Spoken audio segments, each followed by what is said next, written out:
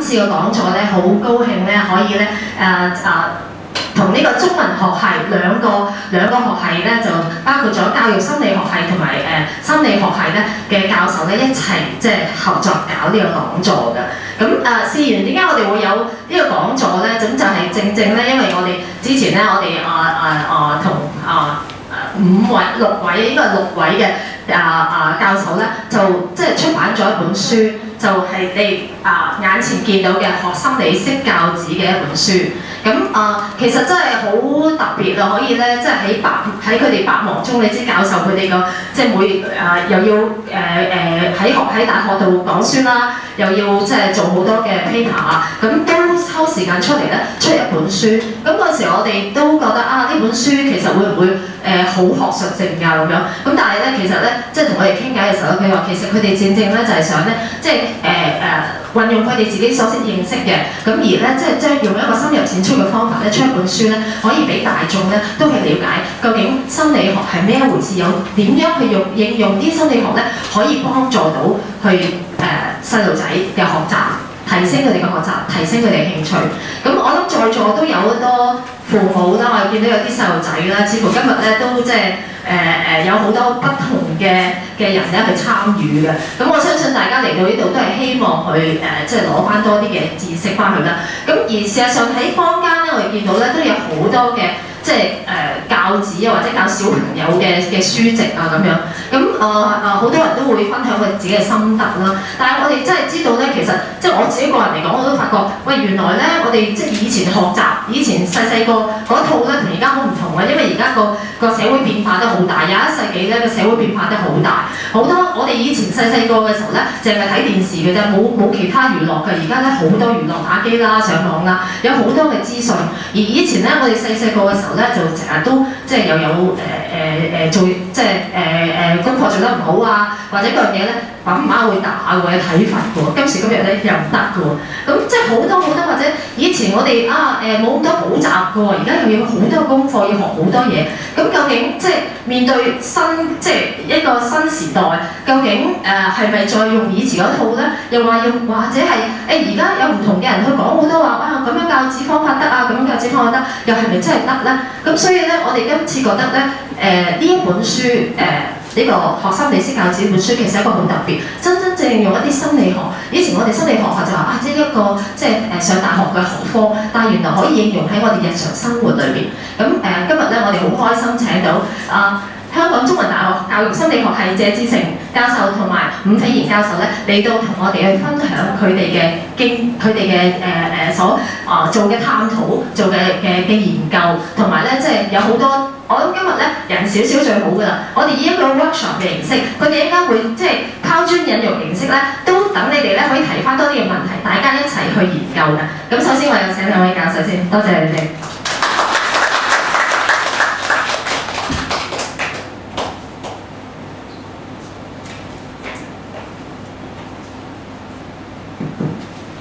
各位聽到我講嘢，聽到嘅。咁今日好高興大家今日抽空嚟參與我哋呢個講座啦。咁我就係謝志成，佢就係伍斐然。咁我哋都係嚟自咧香港中文大學教育心理學系嘅。咁喺我哋開始今日嘅講座內容之前咧，我首先問一問大家，在座有幾多位咧係家長嚟嘅？請舉手。在座有幾多位係老師咧？做家長嘅即係閣下嘅子女係讀小學啊定係中學啊？多數都是。好，你小學中學嘅。OK。咁我哋咧今日咧嘅講座嘅內容咧嘅流程咧就係好似今日咁樣啦。首先咧就會有少少簡介啦，就係關於咧其實係講呢一樣嘢嘅，就係話今日呢個講座咧嘅流程係點樣嘅。然之後咧我就會首先同大家分享一下咧關於學習嘅方法、學習技巧嘅。咁就所謂咧日讀夜讀咧，成績係咪唔好咧？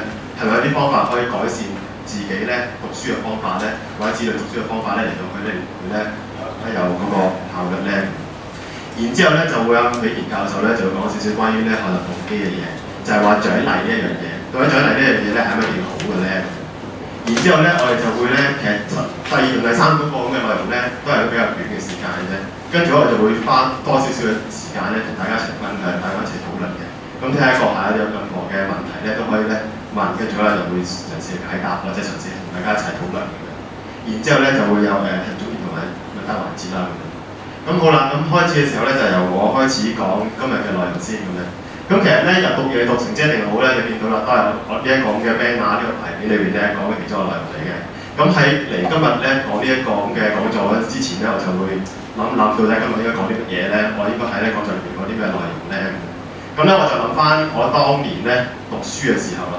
咁其實咧我中學嘅時候咧就唔係一個好好嘅學生嚟嘅，即係成日都係要俾爸爸媽媽咧，即係我父母咧話我點解成日都唔讀書啊？點解咁懶啊？點解成日都會去玩啊？唔認真咁樣做功課啊咁樣嘅。咁好多時候咧，佢哋點樣咁樣講咧？就係話咧見我咧讀書嘅時候咧就好似唔係花好多時間讀書嘅喎，見你咧翻屋企咧都係可能分少少時間，跟住咧就走咗去睇電視啦，跟住又翻嚟再温過咁樣，好似唔得堅持啊！即係有時咧，好啲家長都覺得讀書啊温書應該係坐定喺個書台前邊，連續咁樣温2-3個鐘頭，對本書望到實一實咁樣，咁先係一個好嘅方法㗎嘛，咁先係話到俾你聽，其實我仔都係讀緊書㗎嘛。咁其實係咪真係呢一樣係咪啱嘅咧？呢一樣係咪真係咧一定可以做到？點樣達到咧？嗰個學生咧學習到，或者一個子女咧學習到嗰個咁嘅內容嘅咧咁樣。咁所以今日咧我就講少少關於咧讀書嘅方法、學習嘅方法。而呢一樣嘢咧都係我喺大學裏邊咧研究嘅其中一個課題之一嚟嘅。咁咧首先咧就係同大家講，今日我同大家分享咧兩個方法嘅。第一個咧就係所謂時間表啦，就係話咧。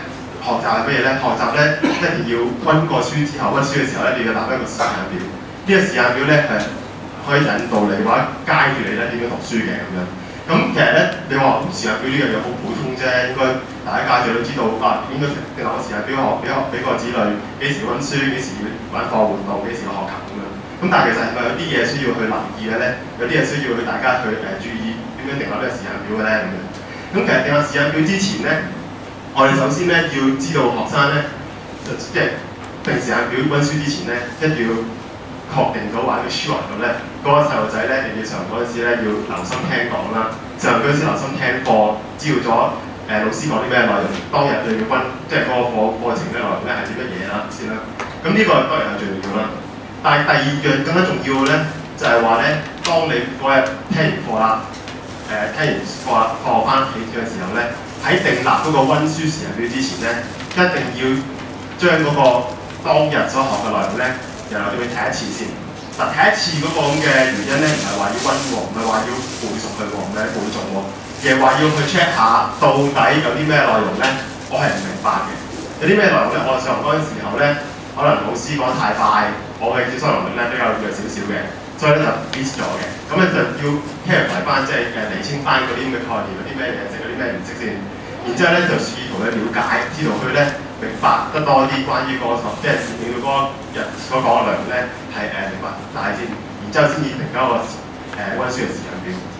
咁温書時間表點樣定立咧？咁樣你見到呢一個咧係見到一個例子啦咁樣。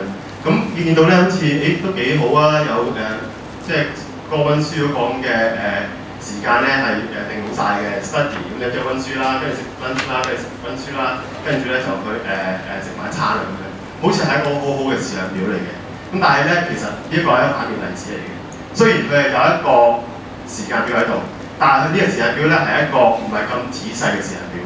當你要求個仔女嚟到去定嗰個時間表嘅時候咧，唔係就咁話嗰個時間晏晝2點到5點或者係放翻嚟啦。5點到7點嘅時間咧就温書，唔係就咁温書2個字唔簡單，而係要指明話到底温書係温啲咩書，温邊一科嘅書，温邊一課嘅書，然之後咧就要達到個目的喎，即係話你2個鐘頭裏邊咧，你要諗下到底2個鐘頭裏邊咧，可唔可以善用嗰個時間嚟到去認識嗰課嘅課文，你認識嗰課課文，有一個目標嘅，好仔細目標嘅，而唔係就咁話温書，因為如果就咁温書咧，其實呢個係一個冇嘅嗰個清晰嘅一個目標㗎嘛，即係話可能咧就咁坐喺度望住放書，即係嗰個咁嘅教科書裏邊咧，其中一版係喎放咗2個鐘頭嘅喎，同一版喎，咁啊當自己温咗書咁嘅嘢。但係如果你有一個好清晰目標咧，你就話喺2個鐘頭裏邊咧，我一定要完成晒嗰課課文嘅，一定要明白晒嘅。咁呢個起碼話俾自己聽到底即係喺2個鐘頭之後咧，到底自己達到邊個目的，係咩目標？所以第一點最重要咧就係話一定要咧好清晰嘅。當你定一個時間表嘅時候咧，好清晰嘅。第二咧就係話咧，當你定一個時間表嘅時候咧，一定要定嗰陣時候咧，你要之前知道咗嗰段時間咧有冇啲其他嘅誘惑啊。即係譬如好似咩咧？我明明覺得咧無線電視劇咧呢個電視劇咧我好中意嘅，我好中意睇呢個電視劇嘅。咁你明知道你會睇電視嘅嗰陣時間，或者你可能追嗰段電視劇嘅，咁你就唔會零零舍舍話啊，不如咁啦，嗰段時候我嚟温書啦。咁你明知道自己其實未必可以做得到噶嘛，即係未必可以抗拒到你誘惑噶嘛。可能嗰段時間咧，你係其實同屋企人咧傾偈嘅時間嚟嘅，你可能有啲人都覺得不如嗰個時間就温書啦咁樣。但係你知道其實可能到期時你唔會必咁做噶嘛。到時你可能 end up 咗都係咧走去睇電視啊，走去同屋企人傾偈啊，走去上網噶嘛。咁所以咧，你訂立呢個時間表嘅時候咧，一定要知道咗嗰段時間係你個人嘅時間，嗰段時間咧係你自己個人嘅。盡量咧嗰段時間咧就定咗係温書咧，就唔好去做其他嘢。就最好咧就甚至乎係閂電視啊，遠離個電腦啊，遠離啲公仔書啊咁樣，就淨係愛嚟温書咁啊 OK，就係愛嚟温書嘅啫。嗰陣時愛嚟做呢一樣嘢嘅啫，一定要係堅持、堅決咁樣嚟到做呢樣嘢嘅。咁同埋呢樣嘢係一個regular， 即係一個咧有規律咁樣嚟到做啦。即係唔係話咧今日定呢個時候温書，聽日咧定第二個時候温書咧，係一個好規律嘅一個方法嚟到做嘅。咁你話定温書嘅時間，到底我温書嘅時候嘅長度係點樣咧？頭先我咪講嘅話我父母咧話見我咧温書嘅時候温短時間，跟住走去做第二啲嘢，跟住又翻嚟温咁樣。咁其實呢個方法係咪好嘅咧？定係一次過，即係就算定時間表都好，你都可以一次過定2-3個鐘頭噶嘛，連續地温書噶嘛咁樣。咁其實發現咗咧，喺心理學嘅研究咧，發現咗咧係應該點樣能夠將嗰個温書時間隔係最好嘅咧？咁啊，佢有好多唔同方法啦。譬如上呢個咧，將4個鐘頭裏邊咧，將呢4個鐘頭咧，到底係將佢連續温4個鐘頭好啊，分開一節咧，每節温1個鐘頭好啊，定係分開8節，每次咧温半個鐘頭好咧咁樣。其實咧，大家知道啦，小朋友嘅 attention span 即係咧，佢講嘅專注力咧就好強嘅啫。即係你要求佢咧連續地咧坐喺度温4個鐘頭咧，其實係達唔到目的嘅。即係你可能真係温咗1個鐘頭之後咧，佢已經完全攰到做唔到嘢啦。跟住佢又好容易咧就會俾其他誘惑咧吸引到，就走咗去咧睇經濟書啊、睇電上網、睇電視啊、Facebook 啊咁。咁所以咧，與其咁樣咧，咁其實心理學佢都指出啦，就係話咧，其實真係應該將嗰個時間咧間隔好啲，即係話每次咧就係温咗比較短啲嘅時間，譬如1個鐘頭啊，或者甚至半個鐘頭。温半個鐘頭之後咧，就有少少時間咧嚟到去休息嘅時間，嚟到去將你個子女嘅專注力咧嚟到去翻嚟先，即係令到佢咧好 relax 啊，好鬆弛翻先，然之後先再温咧，反而你嗰個效率啊，温書嘅效率係更加好嘅。而唔係話一嚟咧即刻温咁多個鐘頭，因為你其實温4個鐘頭咧，唔代表佢嗰4個鐘頭裏邊每1分鐘咧，佢都有專注去温書㗎嘛。可能之後可能頭嗰1個半鐘頭温書之後就喺度hea晒㗎啦嘛。咁所以其實就應該咧，俾成日佢休息翻，然之後先可以咧，令到佢專注力提升翻咧，温書嘅效率咧就會提升翻。咁呢個咧就係話咧，到底定立個時間表嘅時候咧，大家需要有啲咩嘢嘅嘢係需要去留意嘅，需要去咧留心嘅咁樣。咁第二樣咧，我想同大家分享咧就係話，定咗時間表啦，到底喺嗰段時間裏邊咧，學生應該點樣温書好咧？你知你應該點樣温書好咧？其中一個方法咧，呢個方法都係我中學嘅時候咧成日用呢個方法嘅。咁其實咧就係話咧，我就係將個課文咧，或者係將嗰個咁嘅notes，即係嗰個筆記咧，一頁咁樣由頭到尾睇一次，睇一次記唔記得喎？再睇多次，又再睇多次，又睇一次。呢個就係個所謂重複咁樣嚟去閱讀啊，重複咁樣嚟睇單嗰啲notes裏面嘅內容嘅咁樣嘅方法去做。咁其實呢個方法咧係咪一個好嘅方法咧？咁發現咧就唔係嘅，即係根據我本身咧 A level 咧同埋會考嘅落即係考試嗰個咁嘅成績咧，發現咧就唔係嘅，即係我唔係好好成績嘅嗰陣時 A level 嗰陣時。咁咧就呢個方法咧就重複閱讀或者係將嗰個課文咧由到尾睇一次咧，其實唔係一個好嘅方法嚟嘅，唔係一個好嘅讀書方法嚟嘅。咁有咩方法係好啲嘅咧？咁樣咁根據咧外國或者係香港而家啱啱都有做呢一方面嘅研究咧，就發現咗咧所謂自我測試呢一樣嘢。自我測試係咩嚟嘅咧？就係話我舉個例子啦。咁呢個例子咧就應該大家都應該認識㗎啦，就係話所謂學咗喺一個生物堂或者係一個咧科學科裏邊咧學一個所謂咧光合作用。學完光合作用之後咧，應該點樣温書咧？咁樣温書嘅時候係咪需要咧將光合作用嘅內容嗰個課文咧由你去睇一次咧？咁樣咁咁當然啦，開始嘅時候一定要同頭先講話定時日表嗰時係有一個講過啦，就係話一定要係 make sure 到你自己係明白嗰啲內容先啦。即係開始嘅時候你要由第一次你知道咗係嗰個內容咧係明白先啦。當你重溫嘅時候，應該點樣重溫咧？就唔係話又貼翻開一本咁嘅教科書再睇一次，而係話咧講埋教科書，只得啲 key terms 即係得啲關鍵詞嘅。譬如話，我呢個書咧關鍵詞咧就係話光合作用。咁嘅寫低光合作用，跟住咧就要問自己啦，到底光合作用係啲咩嚟嘅咧？然之後自己自問自答咁樣啦，一路睇嗰個即係淨係得個咩字眼或者係今日本書有啲解釋啦，到底光合作用係啲咩嚟嘅？係透過咩方法嚟到去印證光合作用呢樣嘢嘅咧？有啲乜嘢其他exceptional 或者係一啲例外例子咧，光合作用係唔會發生嘅咧？好多呢一類咁嘅問題咧，自己問自己嘅。當你問自己呢啲問題嘅時候咧，其實就溫本書啦，就係我所謂嗰個自我測試，就係測試緊自己到底對呢個概念咧明白幾多，有啲睇嚟譬如咧自己識得幾多。咁當然啦，我講嘅話自我測試係咪就咁啦？講完100年之後咧，自己自問自答完之後咧，咁啊算咧咁樣。當然要之後 check 翻啦，到底咧有翻睇翻嗰個課文，到底自己對呢個概念咧認識幾多？有啲咩嘢係 miss 咗嘅，有啲咩係自然冇講過嘅。有啲咩嘢嗰個咁嘅概念理解咧係有錯誤嘅，需要釐清嘅，有個 feedback 有個 feedback 俾翻自己咁樣。咁呢一個咧就係話所謂一個自問自答嘅過程啦。咁其實更加好嘅方法咧就係話咧，每一個人，譬如話可能閣下啦、父母啦，或者係甚至乎一啲爺爺嫲嫲啊嗰類啦，佢哋係唔識幾樣嘢嘅，即係假設你哋唔識啦，即係好難嘅，好難唔識光合作用嘅，但係假設你哋唔識光合作用嘅。咁咧就話可唔可以話俾我聽，話俾爸爸媽媽聽，到底呢一課書裏面講乜嘢㗎？要求個仔女咧嚟講一次咁。咁一個仔女咧咁一路對住你講咧，一路咁樣解釋嘅時候咧，你就當然啦，你之前做功課，即係唔好又佢解釋嘅時候咧，你就望佢全部算數。即係你之前佢做功課話佢都知道功課書講咩嘅，跟住咧佢講嘅時候咧，你會有低，即係有啲可以回饋翻俾佢嘅，反饋翻俾佢嘅，就話俾佢聽咧其實點解即係有少少推進啊 elaborate 多少少嘅。咁咧就透過呢一樣嘢咧嚟到做一個咧，令到嗰個細路仔咧會有渠道咧嚟到去發表自己到底明白幾多啊，即係對嗰個課文明白幾多。咁然之後咧，透過呢個方法咧嚟到去做。咁你話咁點解溫書嘅時候要自問自答啊？點解我要問翻自己，跟住答翻自己咁樣咁會唔係咁 efficient 喎？好似唔係咁有效率喎？不如就咁再睇一次咪算咯。點解要自我測試咧？咁其實心理學上嚟講咧，所謂記憶咧。回憶嘅方法咧，就類似係一個咧技巧、技能咁樣一個 skill 嚟嘅。咁何謂呢個 skill 咧？就係話大家知道咧，考試嘅時候、測驗嘅時候，你嘅仔女咧唔係話本書俾佢面前咧，叫佢抄翻嗰個課文出嚟㗎嘛。其實係需要咧，從佢記憶裏邊咧回想翻嗰個課文內容出嚟㗎嘛。咁其實回想呢一個過程咧，就係一個技能啦。你係需要去咧鍛鍊佢嘅，你鍛鍊呢個回憶嘅能力嘅。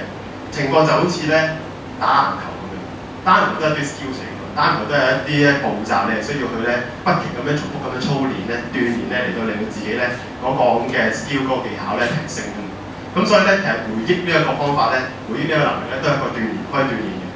當你平時温書嘅時候係冇其他嘅輔助嘅，淨係得個 terms 叫做光合作用，你需要記翻出嚟嘅時候咧，每次回想嘅時候咧，都係一個鍛鍊。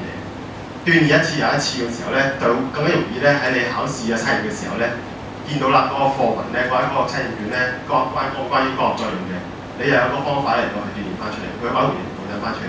所以咧，呢個咧就係話所謂自我測試咧，需要去做嘅嘢。另一個咧，自我測試可以令到我哋做到嘅咧，你個小朋友可以做到嘅咧，就係叫做所謂增加佢嘅自覺能力。何謂自覺咧？自覺就係話咧，到底嗰個小朋友知唔知道自己乜嘢係識，乜嘢係唔識？喺心理學上嚟講咧，有個即係個 technical term 叫做咧原認知咧。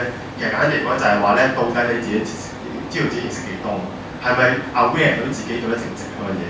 咁點樣可能去做呢樣嘢咧？就係當你測試自己嘅時候，當你對翻嗰啲答案到底啱與唔啱嘅時候咧，你咪知道自己有啲咩嘢唔識咯。跟住到下次再温書嘅時候咧，你咪知道咗你係需要去睇啲咩地方，花多啲時間落去嚟去温咯。有啲嘢好簡單嘅，好顯淺嘅，你根本就唔需要花太多時間去温嘅，次次都唔需要再睇多幾次。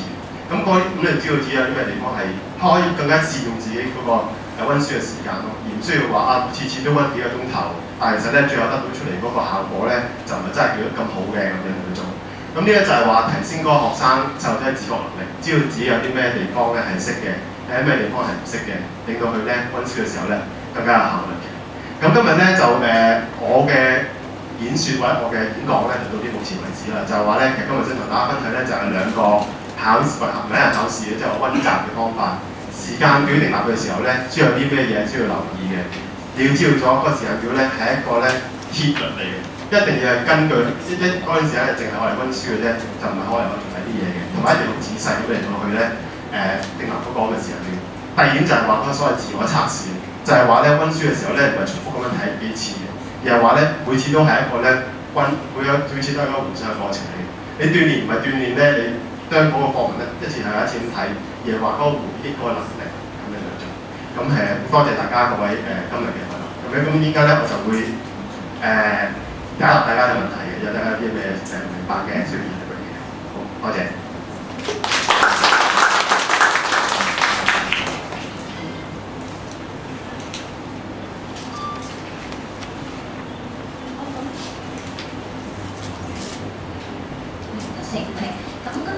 我就會同大家分享一下咧，關於我哋平時喺香港成日會用到嘅一啲嘅獎勵啦，俾小朋友啦。咁都首先想問一問大家啦，我諗在座有咁多家長啦，你譬如你有幾多家長係有用呢啲嘅獎勵俾小朋友㗎？可以舉手啊 ？OK， 咁我可以譬如有冇家長可以分享下，譬如你用嘅獎勵會用到啲咩咧？譬如你會講啲咩俾小朋友咧咁樣？有冇啲咧分享下？有冇因為？譬如呢位先生，頭先我見到你舉手，譬如你會俾啲咩小朋友咧？呢啲獎勵獎賞，啲禮物仔，想買啲嘢啊，即係乖嗰啲嘢啊。咁譬如佢要，即係你會點樣要求佢做到某啲嘢？即係嗰啲某啲嘢係咩嚟嘅？通常即係純粹即係等我哋去諗翻呢啲嘅情景啦。都好廣泛嘅，例如要佢做下家務啊，屋企咧要温習咧就要達到某一個水平。可能温習要達到某一個水平啦，咁樣。咁你覺得有冇用咧？即係都有啲用嘅，但係用你至於某個身上。我哋可以探討下㗎。好，唔該晒你啊，唔該晒。咁我諗我哋就可以諗一諗呢個問題啦，因為其實咧，我哋自己因為我哋喺教育學院，喺中文大學教育學院，咁我哋其實經常都係接觸一啲嘅老師嘅前線嘅老師，咁同好多老師即係上堂都會討論，其實喺獎賞無論喺學校、喺家庭，都係一個喺香港好廣泛用嘅嘢嚟嘅。咁但係究竟獎賞好定唔好咧？或者我哋可以用咩角度去分析去理解獎賞對於小朋友嘅影響咧？咁通常我哋諗獎賞。或者家長討論開啦，都會話：咦，我做呢一樣嘢 work 喎，或者得唔得喎，有冇用喎咁樣。咁通常我哋諗 work 唔 work 咧？通常都係幾個 criteria，就幾個嘅條件嘅啫。第一，成績好唔好啦？係咪？揸住咗成績表係咪翻嚟？咦，真係得嘅喎，成績有進步喎。咁我哋話可能 work 喎，可能有用啦。或者可能話，雖然我同仔仔就講話咧，嗱，如果你考到頭10名咧，我就送啲咩俾你。咁佢就11名就攞唔到獎賞，攞唔到個獎勵，但係我睇到佢咧係俾心機讀咗書。咁通常我哋都會用呢兩個角度去睇獎勵有冇用。咁今日咧就想同大家去嘗試用另一個角度去睇究竟獎勵有冇用啦。我哋會諗究竟獎勵點樣影響到小朋友嘅內在動機。咁要探討呢個問題啦，首先我哋要諗乜嘢係內在動機啦。咁呢啲 term 都係近年先至興起嘅啫，就咁大家我哋成長嘅時候都未有呢啲嘅詞彙啦嚇。咁內在動機其實都好容易明白嘅，顧名思義係裏面而嚟嘅動機咯，即係話人為咗一件事本身而去做嗰樣嘢，而唔係為咗一啲外在嘅原因。一個好嘅例子咧就係小朋友嘅每事問啦。咁大家有做家長嘅可能都記得，小朋友有一段階段咧乜嘢都問嘅。點解天空係藍色啊？點解啲嘢咧喺水度咁沉啊？乜嘢都問嘅，佢自己想知嘅，你唔使鼓勵佢，甚至乎咧你叫佢唔好咁煩啦，我唔得閒答咁多嘢，佢都仲係好想問嘅，唔使人鼓勵，唔使人獎賞，唔使外界嘅推動力，佢自己會做嘅。或者可能你嘅仔女啦，我唔知會唔會去飲茶又帶住本書，落茶餐廳食早餐又帶住本書，點解會帶住本書啊？自己想做嘅內在動機，為咗嗰件事本身而去做。咁其實好多嘅研究話俾我哋聽咧，內在動機係十分之好嘅對小朋友。有內在動機嘅小朋友，佢哋讀書會上堂啦，學嘢嘅時候啦，會比較專心啲啦。佢哋專心啲，佢哋會諗多啲啦，會融會貫通啦，而唔係淨係死記硬背啦。佢會自己去思考嘅，去諗嘅，所以佢哋學得好啲啦，成績會好啲嘅。同埋咁家長都唔係淨係在乎成績啦，或者在乎佢學到幾多嘢，在乎佢開唔開心啦。我哋發覺有內在動機嘅小朋友咧，開心啲嘅。咁有咁好嘅呢一啲嘢啦，咁獎賞對於內在動機又有咩影響咧？我哋發覺咧，原來你研究睇到咧，有獎賞嘅時候，其實咧係會減低學生嘅內在動機嘅。咁個問題就係點解咧？點解獎賞其實都係我哋鼓勵小朋友啫？點解會減弱咗佢哋嘅內在動機咧？咁我哋主要咧喺呢度，我哋會講咧有兩個原因嘅。第一，我哋話咧，原來獎勵一啲獎賞咧，會影響到小朋友覺得我為咗咩去做呢件事啦。譬如我為咗咩要讀書咧，我為咗咩要去做家務咧，我為咗咩要去學琴咧，會影響到佢自己覺得我係為咩要做呢件事。喺一個好出名嘅實驗啦，有20-30年前做嘅實驗啦，咁就講到咧喺有研究員咧就去咗間幼稚園，咁就揾咗一啲小朋友嘅，咁就同所有小朋友都係講話咧，我哋嚟緊咧，我哋幼稚園咧就會有客人嚟探訪我哋喎，咁咧個客人咧就好中意睇小朋友畫畫嘅，你可唔可以幫我畫張畫俾佢啊？咁樣，咁有一啲嘅小朋友咧就會同佢講啦，你可唔可以幫我畫張畫俾佢啊？你畫完之後咧，佢會咧俾份獎品你㗎。其他嘅小朋友咧就淨係問佢啊，你可唔可以畫張畫俾佢啊？咁大家都係想像啦，幼稚園嘅小朋友其實你叫佢畫張畫，個個都應承㗎啦。無論你應承係有獎品，或者冇應承有獎品咧，佢哋都有畫嘅。咁跟住啦，畫咗啦，大家都有做咗啦，應該應承咗攞獎嘅，咁咪俾個獎俾佢啦。冇應承到俾獎品，亦都冇攞到獎品啦。跟住過咗1-2個禮拜之後，咁研究員咧就去翻嗰間嘅幼稚園。咁小朋友有啲自由嘅時間啦，咁自由時間就係佢哋做乜都得嘅。咁有一啲嘅畫具喺度喺一邊，亦都有其他嘅玩具喺度，喺其他即係喺側邊啦。咁個重點就係咧，佢哋想觀察究竟小朋友自己自由時間會花幾多時間去畫畫，因為呢一個反映咗個小朋友嘅內在動機啦，佢自己想去做嘅。咁啊，發覺個效果好明顯啊！睇到同其他小朋友相比，嗰啲一開始應承咗佢知道咧畫完畫就有獎品啊，同埋攞獎品嘅小朋友咧，佢哋喺自由時間咧會花比較少嘅時間去畫畫。咁證明咗咧，其實呢啲獎品咧係減低咗佢哋對畫畫嘅興趣啦，減低咗對畫畫嘅內在動機。咁呢個係好出名嘅實驗啦，有其他嘅資料啦，咁喺書我哋有講，咁我而家唔再詳述。咁但係起碼我哋知道第一個原因點解獎勵會減低小朋友內在動機咧，係因為小朋友會覺得我畫畫就係為咗個獎品咯，所以喺自由時間冇咗獎品咯，咁梗係唔畫㗎啦，即係冇乜原因要再去畫咯。好似我哋翻工咁係咪？放咗工咯，即係如果冇乜原因，我點解仲要做嗰啲嘢啫？差唔多係咁嘅感覺。咁呢個第一個原因啦，第二個原因咧複雜少少嘅，咁我哋一齊嘗試去諗下呢一樣嘢。我哋話原來獎品咧，或者獎賞咧，會令到小朋友咧會覺得有一個抗拒嘅感覺嘅。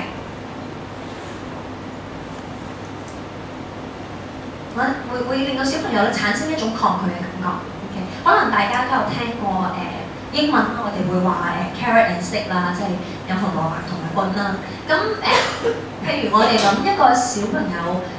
唔係一隻路仔咁樣，如果佢要拉車，咁通常想佢行嘅方法係咩咧？前面擠個紅蘿蔔，即係個 carrot 喺度，咁佢想向個紅蘿蔔行啊嘛，咁佢咪一路拉住架車一路向前行咯。咁呢個係動物會啦，係咪？人會唔會？人會覺得當我係咩啊？係嘛？你想點啊？係嘛？人會有呢種感覺，人同動物唔同嘅，唔係淨係有一啲 incentive 佢就會去做一啲事。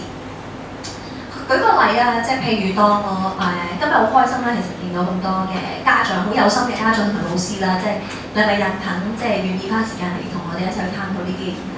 譬如啦，如果我哋話應該我哋完咗之後咧，要將啲凳咧搭埋即係側邊咁樣啦，譬如話，咁我就話啦可唔可以麻煩大家幫下手啊，即係幫手拿埋啲凳喺側邊啦咁樣。我諗大家都應該覺得冇問題啦，係咪？咁如果我同大家講咧？為咗鼓勵大家咧，幫我哋去收凳啦，咁咧我哋一陣間如果家長咧每收好3張凳咧，我哋就會俾5蚊嘅書券你㗎啦。咁呢個我講嘅啫，唔係商務講嘅。譬如咁講，你每收埋3張，你每搭好3張凳，你攞5蚊書券，你有咩感覺？你可以有好多感覺，咁好。或者商務出手咁低，5蚊咋咁樣？呢個測試可能我哋可以考慮下嚟緊，睇下大家嘅反應先。係咯，可能我話5蚊太低啦嚇，可能我出手咁低，或者你覺得都好喎，我有冇所謂啫？或者你會話我都唔貪你講5蚊啦，無論如何，你會有一種感覺，你會覺得怪怪地，你會覺得唔知點咁樣怪怪地，甚至乎可能你會覺得好嬲。你當我係咩啊？就係嗰種感覺，就係我哋所講話咧，獎賞原來可以有一種嘅操控性。中文可能怪怪地啦，呢個係翻譯啦，係英文我哋話係 controlling嘅，好似想催逼人哋去做一啲嘢，係我令到你去跟從我嘅嗰個意願，就係我哋講 controlling， 有一種催逼性嘅，有一種操控性，會令到人覺得抗拒。咁其實小朋友都一樣。即係佢未必好清晰到會咁覺得啦，或者佢未必會注意到自己有咁嘅諗法啦。但係當我哋同學生講，當我哋同小朋友講話，今年咧，如果你考試考到頭10名，我就送我闊綽啲嘅，我送個 iPad 俾你啦咁樣。或者話你考試，或者你默書，如果你連續5次咧都有100分咧，咁我就送啲咩俾你？送沓遊戲卡俾你咁樣。其實睇落好似冇乜嘢啊，但係可能甚至乎小朋友可能好雀躍啦。如果有呢個 iPad，會即刻好興奮、高聲呼叫咁樣啦。但係其實個感覺都係一樣，個感覺都係你做緊一啲嘢去令我難聽啲講係逼我。如果或者係你催逼我，你吸引我，你有緊我去做你想我做嘅嘢。讀書本來係我嘅事，我默書、我溫書考幾多本來係我嘅事。而家係你用你嘅方法，想令我行另外一套。咁我哋話其實呢個就係我哋所講 controlling 嘛，會令人覺得抗拒，對讀書呢一樣嘢產生抗拒嘅，甚至乎其實對你獎賞嘅咁可能會有一種即係抗拒嘅感覺。OK， 咁我哋所以咧主要我哋會講到咧獎勵點解會減低學生嘅內在動機咧？有2方面，第一會影響到小朋友佢覺得佢自己係為咩而去做呢一樣嘢嘅；第二佢會覺得獎賞好似你喺度嘗試去催逼緊佢，吸引緊佢去做你想去做嘅嘢，咁佢會有抗拒嘅感覺。咁可能大家都有好多嘅問題嘅。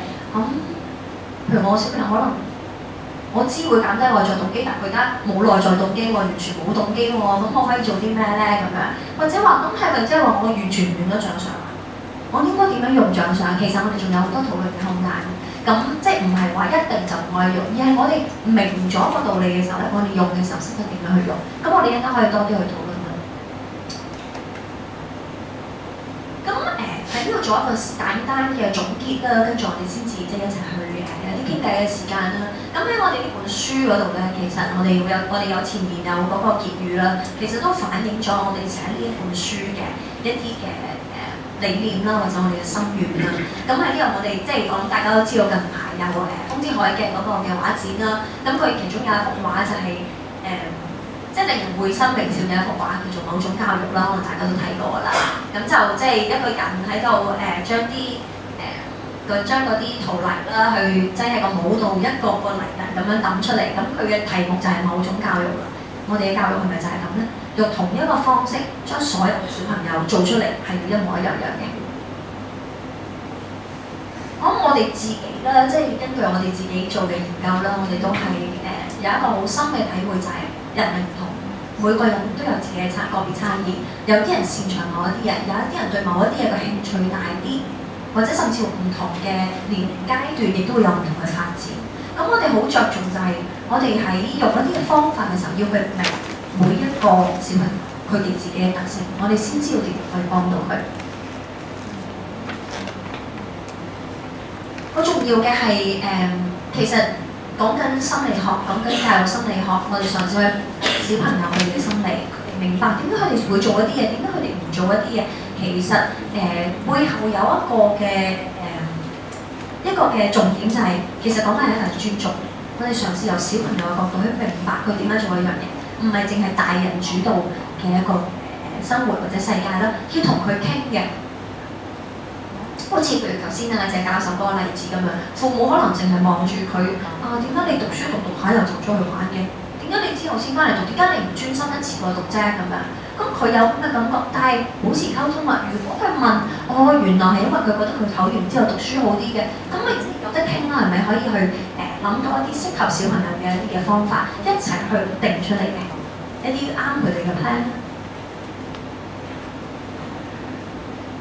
同埋我諗另一個就係、我哋睇到近年啦，其實坊間頭先Letty 都提到啦，近年坊間有好多教細路嘅書，咁我其實都覺得家長有好多佢哋嘅智慧喎，或者家長教咗咁多年嘅小朋友啦，其實好多嘅經驗累積，亦都點解所以我哋睇到好多嘅書係加咗經驗之談。咁經驗之談重要嘅，咁但係如果純粹係經驗之談咧，其實佢個小朋友係咁啫，我個小朋友係咪一定啱先？我嗰套係咪就一定唔啱？或者坊間而家成日有好多即係萬幾蚊嘅乜嘢 software 教你學乜嘢嘅 language 啊，或者學乜嘢嘅提高你嘅記憶法啊，今日又試啲啊，聽日又試啲啊，我哋就好希望可以去鼓勵家長停一停，你諗一諗，你明唔明點解我哋要 work 先？如果你唔明嘅話咧，其實未必一定適合你嘅小朋友。同樣道理，其實我哋成本書咧冇任何嘅 golden rule， 即係冇任何嘅方法係一定 work 嘅，因為呢個世界冇呢一樣嘢。但係我哋好着重喺呢本書度咧，係講我哋寫咗篇文章，我哋發覺咧可以，譬如講獎賞，我哋話點解我哋話咧唔好俾咁多獎賞啊，可能咧會減低小朋友攞獎動機。如果我淨係咁講咧，其實冇乜意思。所以我哋想解釋俾你聽，點解會咁咧？咁你就可以諗啊，喺呢個情況下，原來呢個唔係一個問題，或者喺呢個情況下特別會係一個問題。咁所以其實我哋即係呢個係我哋自己好大個心願，就係即係同家長一齊去探討適合你自己小朋友嘅一個方法咁樣。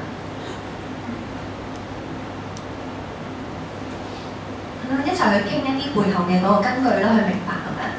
咁我諗今日我哋預備咗個分享就喺呢度，咁但係咧希望可以同大家咧希望我哋講嘅嘢吸引到大家諗到一啲嘢，咁你可以講出嚟啦。咁我哋可以一齊去討論。係啦，其實係未完嘅嚇，未完嘅。而家先係最重要嘅時間就，即係當佢哋多謝，首先真係多謝謝教授同埋伍教授啦，即係抽時間嚟到，多謝會單向式去講，而係想同大家一齊去探討。咁我呢個時間咧就相信在座好多父母又好，老師又好，我諗你哋都會喺日常，你哋會遇到好多嘅問題，或者甚至你哋一啲經驗都想攞出嚟分享嘅。咁我哋好 welcome你哋，即係喺呢個少少嘅房間一個時間裏邊咧，可以大家一齊傾下偈嘅。有冇邊個有啲即係可以分享一下，或者有啲問題咁樣？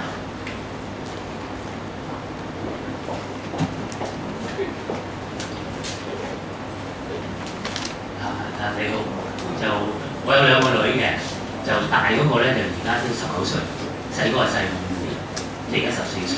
咁頭先講起話嗰個獎賞嗰個咧，嗰個兩夫婦咧其實10幾年前咧，即係有聽啲講座或者書啊，都用呢個方法。咁就好認同頭先你個結論嗰個咧，就係有好個別嘅差異，個個唔同。譬如嗰陣時話咧做獎賞嗰陣時咧，我大女嗰陣時讀小學咧，咁我哋就用呢個方法咧，就話你做一個補充練習。咁我哋就做呢一幅咧，俾一個 token 你，儲夠10個咧就會換到一個20-30蚊嘅禮物，咁樣其實你自己揀啦咁。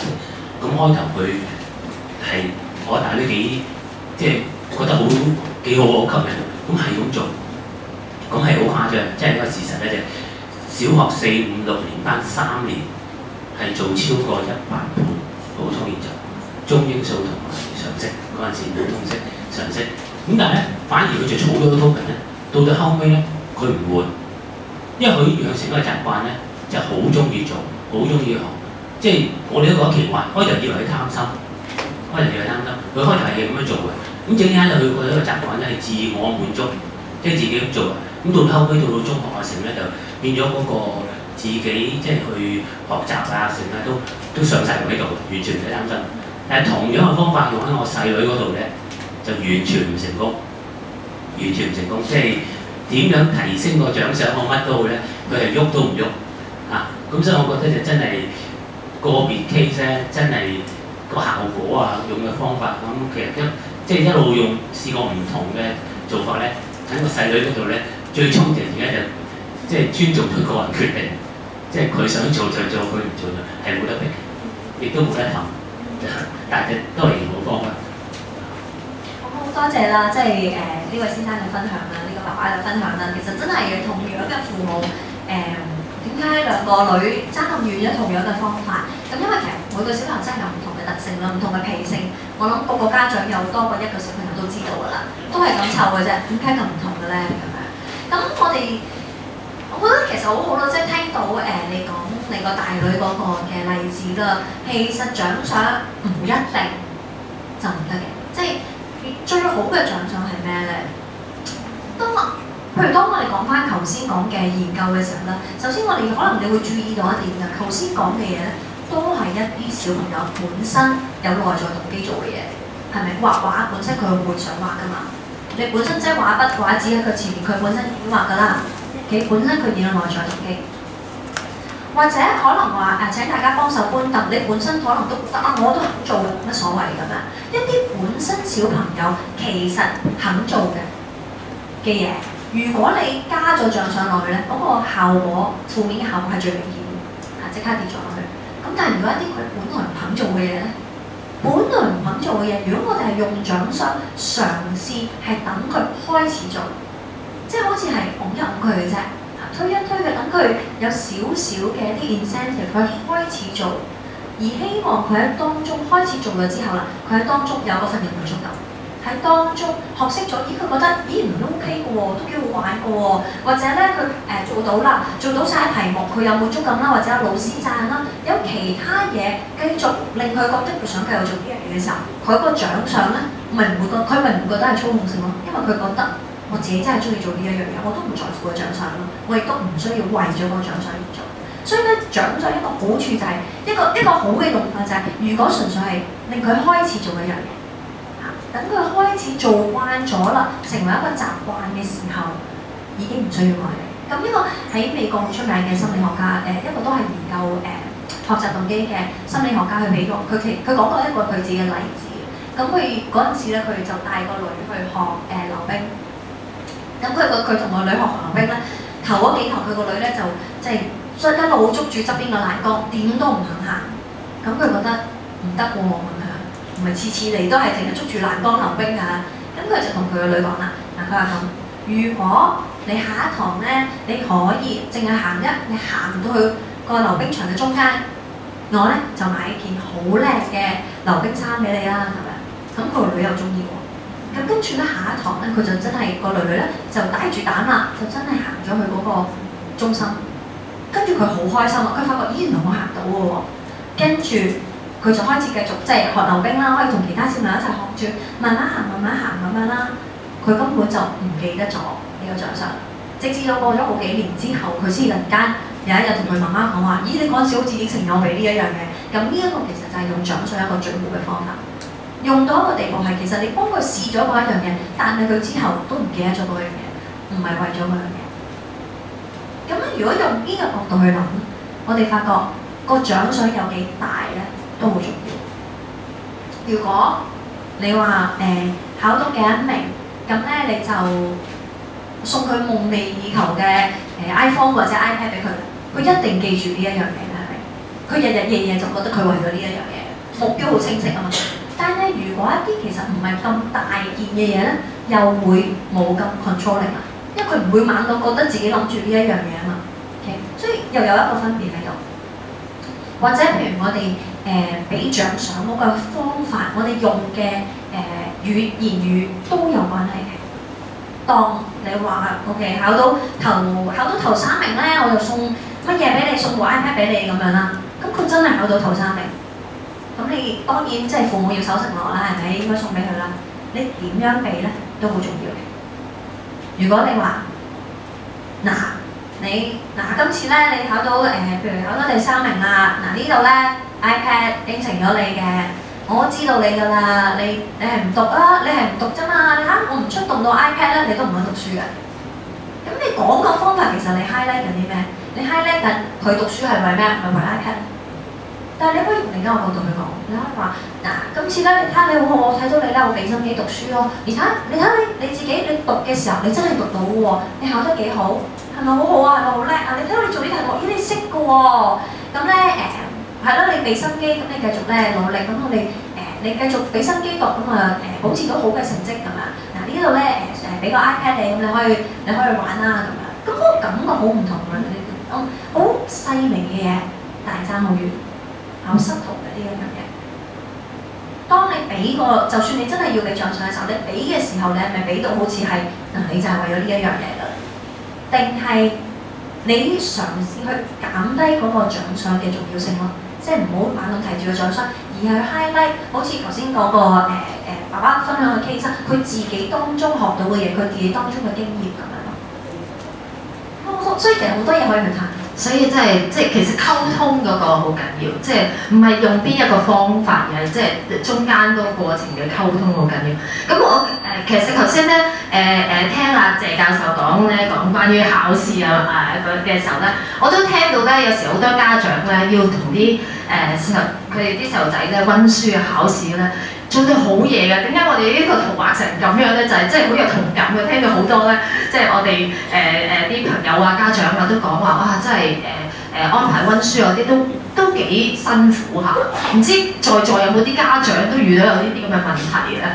有冇可以分享下攞下你哋嘅經驗啊？或者話唔係㗎，原來我有個即係有同啲細路仔温書咧，好都容易嘅喎，有啲好嘅方法可以攞出嚟嘅。有冇呢啲情況？或者做家長都唔使同細路仔温書，佢自己搞掂㗎啦。其實介唔介意我補充一下頭先管教授嗰個答案？好啊，好。都係講關於學習動機嘅咁樣。咁其實學習動機咧，咁當然啦，呢樣嘢唔係我本身做嘅研究題目啦。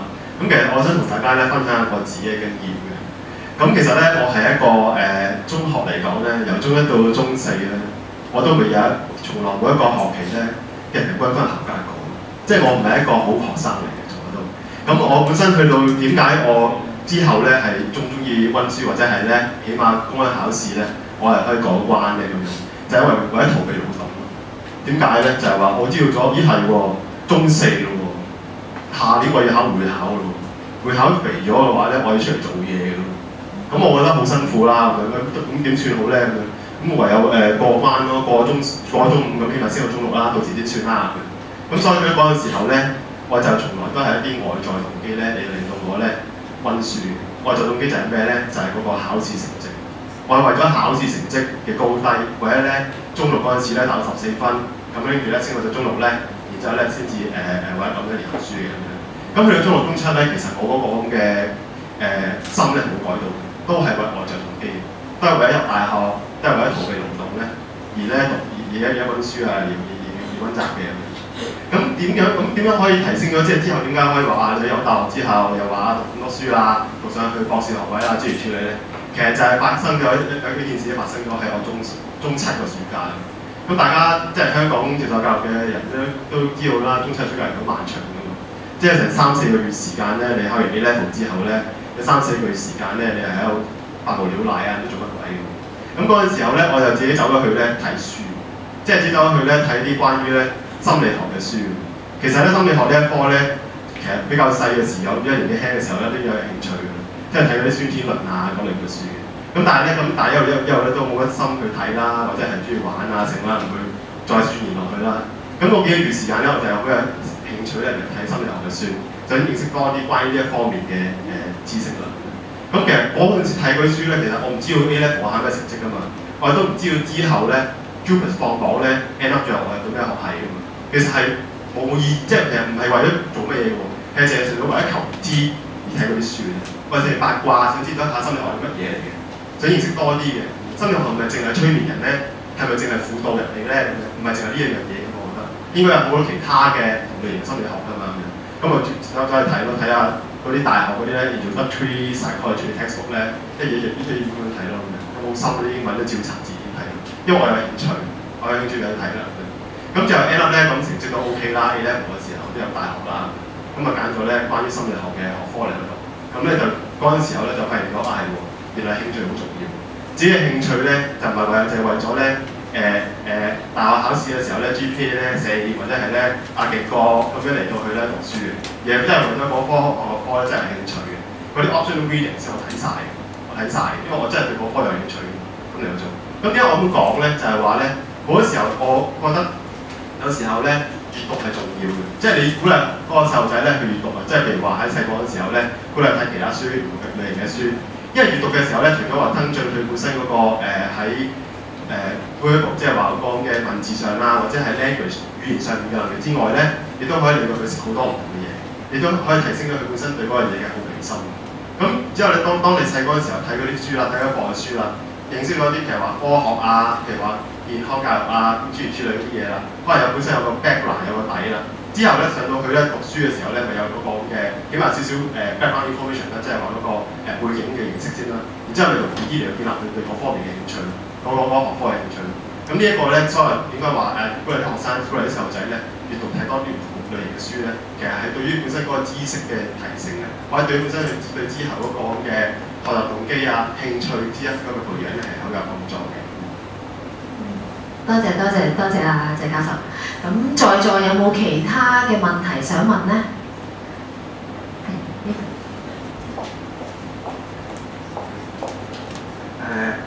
謝教授，頭先聽你講嗰個溫習時間嗰度咧，咁其中一樣嘢咧，我想問下個小朋友佢有個學習時間表，咁佢都有跟時間表去學習嘅。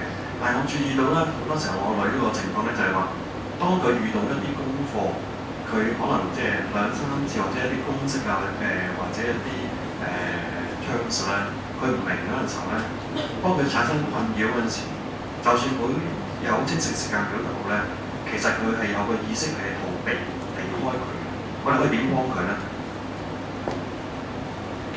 但係當佢發現咗有啲，即係譬如你有啲講嘅內容咧，就係話有兩個唔同嘅層面睇嘅。一方面咧就係關於嗰啲概念上嘅明白啦，其次就係其他嘅就係公式啦，即係嗰啲數學嘅公式係明白啦咁樣。當佢發現咗有呢個難處嘅時候咧，佢會選擇逃避咁樣。咁其實當佢發現咗呢個難處嘅時候咧，其實家長或者佢會主動咁樣嚟到問嘅問題咧，即係關於呢樣嘢我唔明喎，你可唔可以咧幫下手啊，幫助我咧，有冇咁樣做？即係你有嘅，即係佢係。問題咧就係話，就算我同我太太咁樣咧，就講解俾佢聽，咁佢可能當嗰個片刻，佢係明白嘅，但係當佢自己再重新去溫習嗰陣時咧，佢又發覺佢一係唔明嘅時候咧，佢喺嗰個時間要產生好難嘅分別，即係變咗我哋都唔係話真係隨時可以喺佢身邊幫到佢咧，咁變咗佢到佢即係積聚咗之後咧，咁其實每一次去到嗰個位咧，佢就希望即係離開佢離佢呢樣嘢。咁我點可以幫到佢即係走翻轉頭？其中一個方法可以做到咧，其實一個人對一個學科或者一個概念咧唔明白，跟住咧逃避咧，其實係好正常嘅。即係其實係所有人都係，even我自己都係。咁其實其中一個方法可以做到咧，家長咧作為家長咧就係話，當你解明咗嗰個小朋友嗰個概念你明白啦嗰個時候咧，跟住之後咧一段比較短嘅時間，譬如好似隔幾個鐘頭，或者甚至乎隔1日，跟住咧就主動咁樣提出問翻嗰個小朋友，係喎，琴日好似有啲嘢咧你唔明白嘅，爸爸咧就同你講俾你聽，到底嗰個嘢係乜嘢嚟嘅咁樣，你可唔可以同爸爸講翻下到底嗰個嘢咩嚟㗎咁樣？咁如果咁短嘅時間之內咧，應該佢本身即係忘記啊嗰個咁嘅速度呢都冇咁快嘅，或者係都可以再集中仲記得翻嗰類嘅嘢，甚至乎可以你透過少少提示佢啊，令到佢可以快啲咁樣盤順翻嗰樣嘢嘅，咁令到佢有嗰個成功感。其實其中一個方法可以令到佢嗰個細小朋友之後唔會逃避咧，就因為話佢有成功感啊，就我成功咁樣係喎，我記得翻嘅喎，又可以答到我爸爸嘅問題咯。咁然之後當然啦，呢一樣嘢係唔係演完結㗎？你再過咗一段時間，譬如話再隔多1、2日，再隔1、2、3日咁樣，又再提翻起嗰樣嘢。咁咁你令到佢咧覺得係喎，不停咁樣成功感咧嚟到去咧記翻嗰樣嘢嘅時候咧，咁啊漸覺得嗰樣嘢咧其實唔咁難啫。每次爸爸問我嘅時候咧，我仲記得喎，咁就唔咁難啫。咁當然啦，呢樣嘢又比較長時間咁樣嚟到去做，嚟到去就咁樣。我都想即係問一問啦。咁譬如你講緊係即係咩科嘅嘢，佢唔識係啲咩咧？即係咩情況咧？其實我女咧，其實佢最主要咧就係受生班，咁其實咧就最主要係數學方面咧，佢會有啲即係困難嘅地方。咁喺呢啲公式，即係佢即係佢時代數嘅情況下咧，佢就做練習嗰陣時咧，佢一樣嘅話一啲公式嗰陣時咧，佢就會轉唔到啊，即係我攞唔到啲數。咁跟住咧，咁佢就揾好多理由就話要60間啊，又入好課啊，咁咧就希望咧就開其他時間先。咁點解有時我哋解釋俾你聽，可能我哋用嘅語言，因為始終成人就唔係即係解釋唔係可以用，因為我試過寫信去學校問翻老師，我點樣解釋俾個小朋友知咧？我發覺老師用嘅方法係簡單過我教嘅方法多，即係深刻我可能我自己都唔係好識解釋俾佢聽，即係我識做，但我唔識用佢個語言咧解釋翻俾佢聽。我相信呢樣都會有個問題。咁但係嗰陣時咧個女咧一次又講兩次又咁，爹哋都係咁問嘅時候咧，第三次佢都唔想同我講嘅，即係佢覺得係一個壓力，即係爹哋講咗俾我聽嘅啦，我知。係啊，因為即係我都想知多啲啦，因為除咗話譬如係頭先謝教授講嘅之外，其實可能嗰個小朋友我哋話同我哋譬如有啲理論會講到係小朋友佢驚呢一樣嘢，唔單止話佢唔識，而且可能因為咧每一次去接觸呢一樣嘢，佢覺得自己好蠢，即係覺得自己好渣。咁有一啲其實我哋可以注意嘅地方啦，譬如係佢點樣睇數學咧？譬如你個女女會唔會覺得數學咧係有啲人生出嚟叻啲㗎？唔知點解咧？某同學咧係叻啲㗎，好快㗎，佢哋咧聽老師講佢哋好快明㗎，我都唔明嘅咁樣。佢會唔會覺得係天生嘅咧？定係佢覺得其實數學，如果小朋友有呢種諗法，我哋就要注意啦。我哋要扭轉佢嗰個諗法啦。冇人生出嚟識計數嘅喎，冇人生出嚟識計某一啲嘅數嘅喎，一定係後天做得多咯，去諗多啲咯。爸爸，你俾爸爸睇呢條數，爸爸都唔係即刻識嘅喎，爸爸都要諗翻係咪咁樣咧？爸爸都會計錯嘅喎，其實係一個嘅過程咯。我哋係透過我哋嘅努力，慢慢做，不斷做，做得多咪叻咯。冇一樣嘢係即係生出就識嘅。咁呢個其實真係可以注意啦。同埋點解我問呢一科咧？因為譬如女仔啦，特別係喺本書其實我入邊問咗一個，特別係女仔好容易對於一啲數理嘅科目咧，特別覺得女仔唔得嘅。咁我哋都可以注意呢一方面，佢會覺得係咪女仔就唔得咧？定係有冇啲咩其他？即係我可唔可以 convince 到佢，俾佢知道喂唔係喎，呢個同男女冇關㗎，所有數都係嘅。你做你咪識咯，你唔做咪唔識咯。你諗翻之前你識做過啲數，你一開始老師同你上堂嘅時候，你係咪即刻明晒㗎？唔係㗎。咁你而家識唔識？你識嘅喎，點解啊？你做得多，即係嘗試去首先扭轉佢嘅個諗法啦，即係唔會覺得呢一樣嘢我唔得㗎啦，我以後都唔得㗎啦，咁佢就會想避啦。咁呢一啲都係我哋可以用嘅一啲嘅方法啦。當然咧，實際譬如佢即係譬如老師係點教嘅，咁可能即係我覺得好好啦，你都會去問翻老師點樣用翻同學校 consistent 嘅方法去教翻佢咁樣。咁呢啲就真係要靠即係臨場，你點樣去即係嘗試去活啲幫佢明白咯。或者譬如我屋企有哥哥或者家姐嘅，可能佢哋有陣時同佢哋近啲啊，可能佢哋解咧容易啲嘅。我大女嚟。大女嚟嘅係啦，即係會有咁嘅情況，咁都可以去諗咯咁樣。好仲有冇其他啲問題？其實我仲有條少少會再追加翻落去嘅，即係答呢位先生嘅問題。咁其實咧講關於數式呢啲嘢咧，其實大家都知道咧，小朋友咁細個咧，好難對啲抽象概念咧係好容易認識，因為代數呢啲咧其實好抽象，即係嗰句嘢一個 variable 變數，咁咧咩嚟咧嗰樣嘢。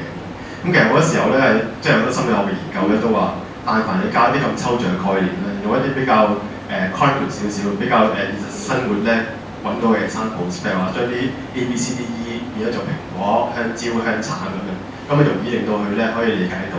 另另一方面，我想講一講，除咗呢個所謂 concrete 嘅概念之外咧，就係話你可唔可以將呢樣嘢融入你嘅生活？即係譬如話你問佢關於你記得嗰陣時代數，我有點學習啊咁樣，你唔需要好明顯去 principle 話俾佢問翻佢關於代數啊。其實可能日常生活嘅時候，你都可以話係喎，我哋可唔可以用一個方式咧嚟到去講呢個即係表達呢啲嘅關係咧？即係比較喺日常生活裏面咧 remind 翻佢關於代數嘅嘢。咁令到佢唔需要好直接咁好 direct 咁樣嚟到去講翻，係喎有啲嘢唔識嘅，話翻俾佢哋食啦咁樣，唔係咁樣嘅方法嚟到咧，有佢講，咁樣容易啲嚟到佢咧理解。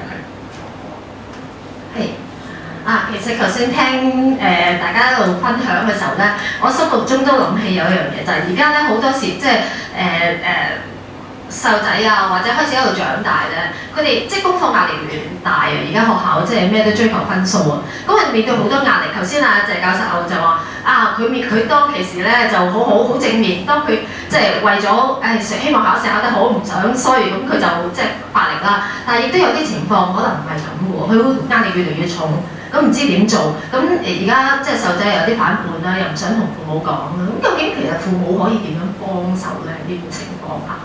即係面對好多壓力啦，功課越嚟越重啦，好似頭先講話數學，真係我以前細個咧啲數學咧，逢考試都唔合格，跟住咧我啲屋企人就話：你梗係啦，蠢啦，蠢到死啦咁樣咧，即係咁你會更加唔想去接觸啦。即係你遇到好多啲壓力嘅時候，你越嚟越大啦，咁即係又面對考試啦。究竟即係作為父母啊，身邊嘅人即係可以有啲咩幫到佢哋手咧？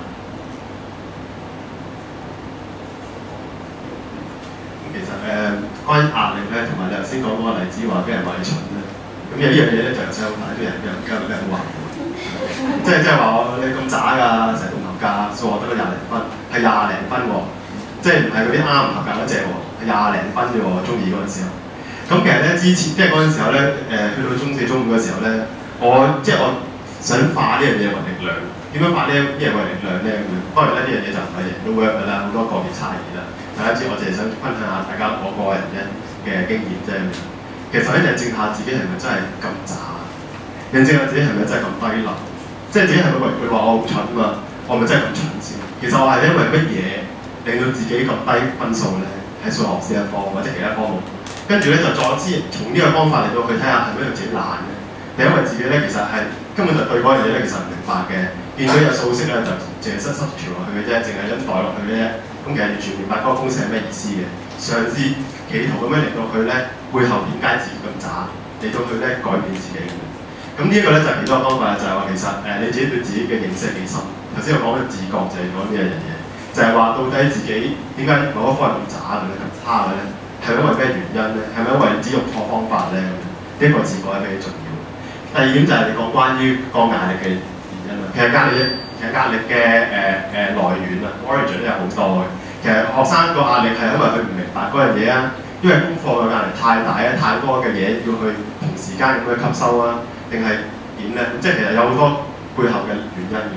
譬如如果太多嘅話，其實我哋可唔可以咧有個先後次序咧？即係某一樣嘢、某一個學科、某一個 topic 係自己最明白嘅，可唔可以首先 tackle 佢咧？即係首先去解決嗰樣嘢先咧，然之後先至再根據次序咁樣嚟到去排列咧。咁呢一樣嘢係需要去父母去幫手嘅，即係學生本身咧其實唔能夠去做呢樣嘢，因為太多一次落嚟太多咧，做一啲差生字又搞唔掂嗰啲數學嘅 exercise， 咁不如咧你需要去將佢 prioritize， 即係話嗰個嘅先後次序需要去釐清翻先。另外我都會諗到我唔知道大家，譬如你小朋友或者甚至乎你讀書嘅時候咧，你有冇印象有一啲情況係你好焦慮？即係我自己諗翻，無論我自己或者屋企人或者朋友啦，即係可能你諗翻你會考嘅時候，或者我記得我嗰陣時，即係嗰陣時讀，譬如我讀某一科都讀得好嘅，我好深刻印象記得自己去考校內嘅 mock exam 嘅時候咧，肚痛，半夜肚痛。其實呢啲都係一啲 symptom 嚟嘅，我哋叫 test anxiety， 即係對於面對一啲考試或者一啲會被評核嘅環境，我哋出現嘅焦慮，咁會出現肚痛啊，甚至我試過有學生同我講話，佢嗰陣時係暈咗喺度。即係可以咁樣，咁呢一啲嘅可能包括一啲身體症狀啦，或者佢個腦佢 worry 啊，我哋叫做佢個腦不停咁諗住嗰一樣嘢，前我今次一定唔合格啊！我或者甚至乎考緊試嘅時候，佢話我一定唔夠時間做啦，死啦！我又唔知又點解會出呢個㗎，我冇讀到呢度，會有一啲我哋所謂唔等使嘅諗法，唔 constructive 嘅，喺佢嗰個環境裏邊對佢冇幫助。咁其實而家近年咧，其實我同一啲老師嘅傾啦，開始咧都多啲嘅 awareness 關於呢一樣嘢。咁我哋幫小朋友温咁多書，其實我哋有冇幫佢放鬆？即係我哋教佢好多係咪補習班啊、會考班啊、咩 DSE 班啊？我哋有冇教佢喺考試之前，如果你好緊張，你可以做啲咩咧？譬如即係點樣去一啲嘅即係鬆弛自己個身體啊，放鬆嘅一啲嘅嘢啊，幫自己 massage 呢啲其實係一啲咧好簡單但係好重要嘅嘢。咁我哋都可以諗咯，即係點樣去教小朋友做呢啲啊？教佢哋學習放鬆，入考試場之前咧。唔一定要係不停咁讀嘅，反而更加緊要係你臨場個心理質素，即係話你考試之前要放鬆。其實我睇即係令我諗翻起啦，最近喺度睇奧運啊，其實奧運好多都係咁樣，金牌同埋銀牌之差咧，其實真係個心理質素。臨場嘅發揮，其實好多時候就係講緊能唔能夠放鬆。咁我諗呢個都要幫小朋友去明白啦，即係去到嗰個位咧，其實你讀多5分鐘同埋讀少5分鐘應該冇乜分別㗎啦。反而嗰個位，不如你輕鬆啲啦，放鬆啲啦，盡咗自己能力做，其實就得㗎啦。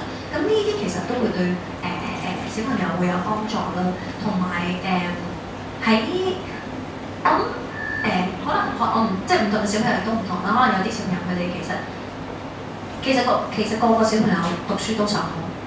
無論佢個口話俾你聽，佢 care 唔 care 都好，個個都想自己考得好，咁佢一定緊張。個問題就係、如果即係將心比心啦，如果你係佢咁大壓力，其實佢都需要人幫。即係可能我似頭先謝教授講，可能佢不停温書，其實你要幫佢去放鬆，或者教佢，譬如係你讀夠嘅一日，你讀足6日啦，禮拜日咧呢半日咧，我哋唔好讀書，我哋去玩啦，我哋做啲你中意做嘅嘢啊，我哋要幫佢哋學習去 relax。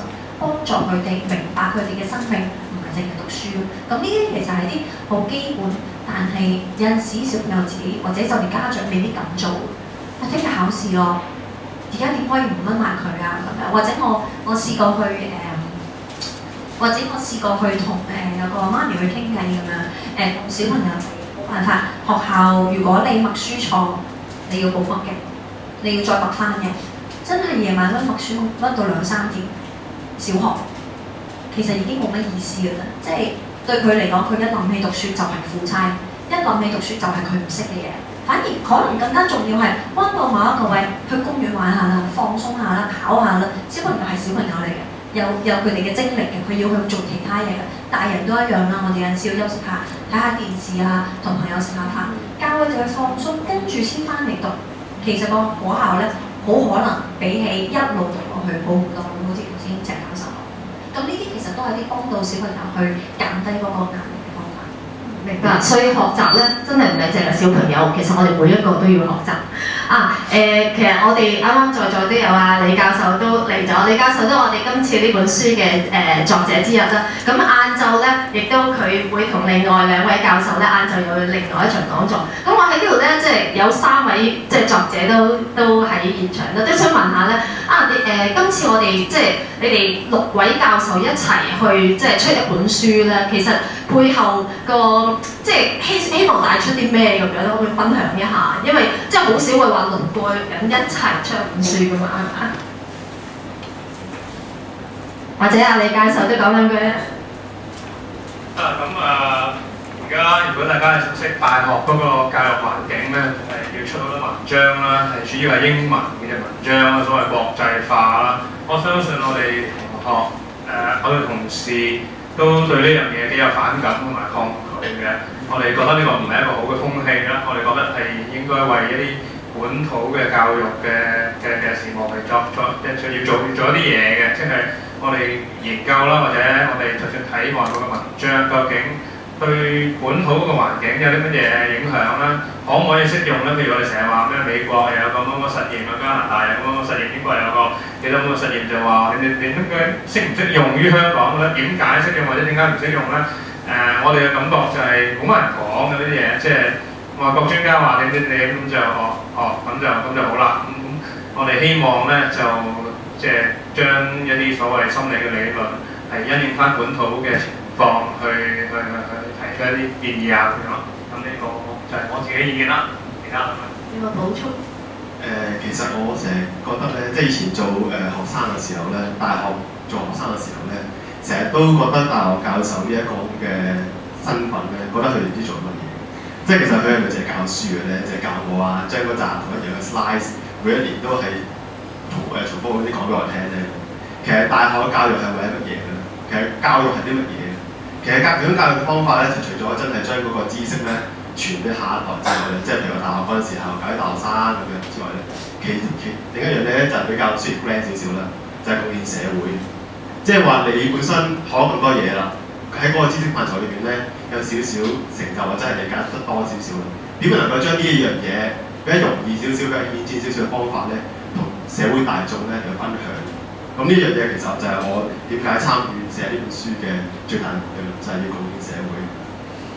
我諗我都即係補充啦，除咗佢哋頭先兩個講嘅嘢之外啦，咁首先係即係好開心嘅，其實我哋6個好朋友，即係李教授、專針引線我哋6個一齊咧就開始咗呢一個嘅 project， 咁都因為我自己本身係做研究parenting 同埋研究學習動機，咁喺外國有段時間喺美國一段時間，咁翻嚟其實睇到行開咗咁耐，翻嚟睇到香港嗰個教育環境其實十分之唔容易。無論係老師或者家長，我覺得我唔知你哋有咩感覺啦。即係譬如我同我爸爸媽媽傾偈，佢哋就覺得哇，以前冇咁辛苦嘅，好彩你哋以前咧簡單好多。咁的而且確，我覺得呢個係真嘅。咁跟住同埋而家坊間越嚟越多嘅聲音，不斷有人話俾家長聽，你應該做呢樣嘢，你唔好做呢樣喎，你記住做呢樣喎。哎呀，新嘅又有呢個方法，但係從來唔會話俾家長聽點解嘅。咁我覺得其實唔係咁好，即係有好多嘅信息去轟炸緊家長，但係其實我覺得。家長識得教自己個細路喎，即係唔係你話今日試下 A， 聽日試下 B。咁所以我哋呢一個即係做呢個 project 啦，寫呢本書，其實主要係想將一啲我哋知道嘅嘢同大家分享。希望係提供一啲思考嘅空間，俾一啲方向大家去諗。即係如果即係習慣咗咁樣去諗去明白一啲嘢嘅時候，可能今日係某機構推出嘅某計劃，話可以幫助小朋友咧點樣提升佢哋嘅智慧。你可以去諗點解，同埋你可以明白係咪 make sense 喺你嘅小朋友身上。咁我諗呢一個係我哋自己我自己啦好強嘅一個即係好希望你做到嘅一件事。非常之多謝你哋嘅付出啦！咁我哋即係代表商務，我哋都好希望咧，今次我哋出版呢本書真係可以幫到啲家長咧，你哋從另一個角度去了解多啲，去幫助你哋嘅細路仔嘅。咁我諗今日嘅時間咧都差唔多啦。咁就趁3位教授喺度，如果大家仲有啲私底下有啲問題想同我哋有傾下偈嘅話，咁而家可以我哋都仲有啲時間，你哋可以即係上前嚟啊，同我哋傾下偈啊咁。咁如果你手上有啲書，你有啲問題想問嘅，都可以不妨去問下佢哋嘅。咁我哋今日嘅時間就差唔多啦。咁再一次多謝謝謝教授啦、伍教授啦同埋李教授嚟到嘅。好，咁多謝各位。